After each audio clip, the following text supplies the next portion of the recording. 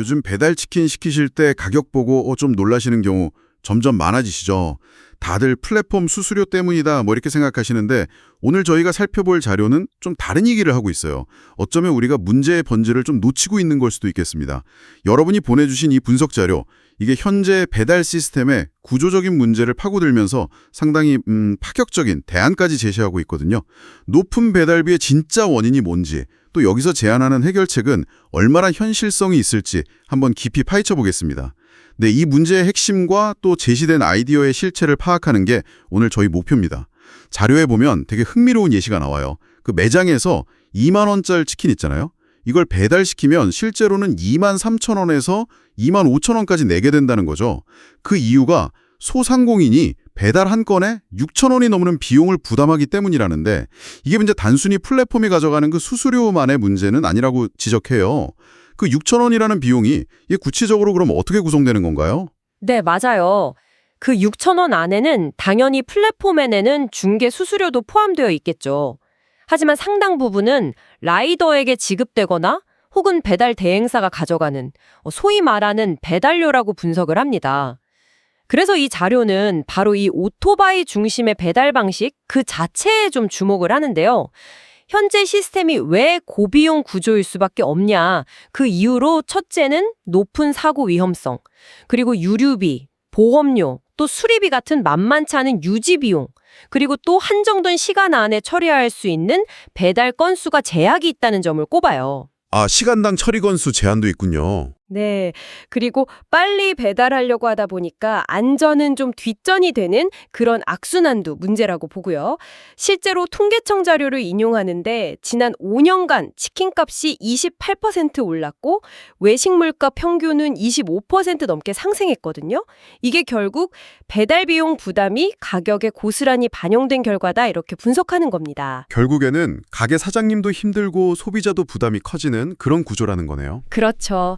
양쪽 다 피해를 보는 구조라는 시각입니다. 그래서 이 분석은 대안으로 현실적이고 검증된 시스템을 이미 개발 완료했다 이렇게 주장을 하는데요. 핵심은 크게 세 가지로 요약되더라고요.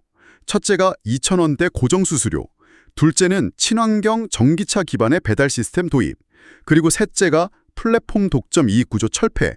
와, 2,000원대 고정수수료라니 지금이랑 비교하면 정말 파격적인데 이게 정말 실현 가능한 모델이라고 보는 걸까요? 네, 이 자료는 그렇다고 아주 강하게 주장을 합니다. 전기차 기반 시스템으로 바꾸면 오토바이 대비해서 사고 위험을 90% 이상 줄일 수 있다고 보고요.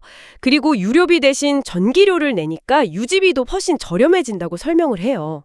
확실히 유지비는 절감되겠네요. 네, 그리고 친환경적인 도시물류 시스템을 구축하는 건 물론이고 배달기사님의 안전까지 확보할 수 있다. 이런 장점을 내세우는 거죠.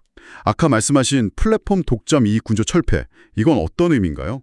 그 부분은 현재 소수의 거대 플랫폼들이 좀 과도한 이익을 가져가는 구조 자체를 개선해야 한다는 의미로 해석할 수 있겠습니다. 더 나아가서 이렇게 고정된 낮은 수수료는 소상공인분들이 예측 가능한 경영을 할 수 있도록 돕고 궁극적으로는 소비자 부담 완화로까지 이어진다고 보고 있는 거죠. 그렇군요. 예측 가능한 비용 구조가 중요하다는 거네요. 맞습니다. 특히 이 자료가 이재명 대표의 발언을 언급하는 지점이 좀 흥미로운데요. 수수료 자율 인하를 유도하고 안 되면 입법하겠다는 그 발언이요. 이걸 언급하면서 단순히 수수료 비율을 낮추는 것만으로는 한계가 명확하다는 겁니다. 아, 비율 조정만으로는 안 된다. 네, 배달 방식, 그러니까 인프라 자체를 전기차 시스템으로 바꾸는 것이 근본적인 해법이다. 이렇게 강조를 해요. 이 시스템 전환이야말로 비용, 안전, 환경, 그리고 소상공인 보호, 소비자 신뢰, 이 여러 문제를 한 번에 해결할 수 있는 열쇠라고 보는 겁니다. 와, 이게 단순히 앱 수수료율 조정 같은 그런 차원을 넘어서는 거네요. 배달 인프라 전체를 바꾸자는 제안이니까 어찌 보면 거의 공공 시스템 개편 수준의 이야기처럼 들리기도 하고요. 네, 맞습니다. 오늘 저희가 살펴본 자료의 핵심 주장은 아주 명확해요. 배달비 문제를 정말 뿌리 뽑으려면 수수료율 조정 같은 땜질식 처방이 아니라 오토바이 중심의 현재 배달 인프라, 이걸 전기차 기반의 새로운 시스템으로 전면적으로 전환해야 한다는 겁니다. 그게 답이다. 네, 이것이 비용, 안전, 환경 문제를 동시에 풀 수 있는 유일한 길이라고 제시하고 있는 거죠. 이 주장이 여러분께 중요한 이유는 이제 좀 명확해 보이네요. 만약 이 시스템이 정말 현실화된다면 잠재적으로는 배달비 부담이 줄어들 가능성이 있는 거고, 또 도로는 더 안전해지고 환경 보호에도 기여할 수 있고, 그리고 어려움을 겪는 우리 동네 가게 사장님들께도 좀 실질적인 도움이 될 수 있다는 이야기니까요. 그렇죠. 자료는 이것이 더 이상 미룰 수 없는 변화다, 지금 필요한 변화라고 강조하고 있습니다. 마지막으로 이런 질문을 한번 던져볼 수 있을 것 같아요. 이 자료는 전기차 기반 시스템이 이미 준비되었고 즉시 도입 가능하다 이렇게 자신하는데요. 만약 정말 내일부터 이런 시스템이 전국적으로 착수된다면 우리가 미처 예상하지 못한 그런 기술적, 경제적 혹은 사회적인 난관이나 부작용은 없을까요? 예상치 못한 문제들이요. 예를 들면 어떤 게 있을까요? 예를 들자면 기존 오토바이 배달 기사님들의 전환 문제라든지 아니면 초기 인프라 구축에 드는 막대한 비용 문제 같은 그런 현실적인 과제들이 분명히 있겠죠.